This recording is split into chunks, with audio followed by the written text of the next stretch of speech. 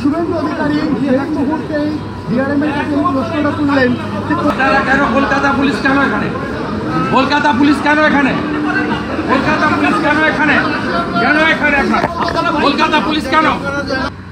শিয়ালদা স্টেশনে রেলের প্রিমিসেসের মধ্য থেকে কলকাতা পুলিশ, যার নাম মমতা পুলিশ, যেটা করছে শিক্ষকদের সঙ্গে, আমরা সেটা দেখে নিজেদের ঠিক রাখতে পারি। আমরা ডিআরএম এর কাছ থেকে জানিয়ে 1 ঘন্টা আগে জানিয়ে এখানে এসেছি।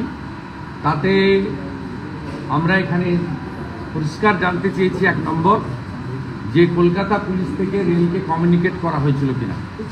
উনি এখানকার যিনি দায়িত্বে আছেন আরপিএফ মিস্টার রেনকে সিংকে ডেকেছিলেন, তিনি বলেছেন নো কমিউনিকেশন।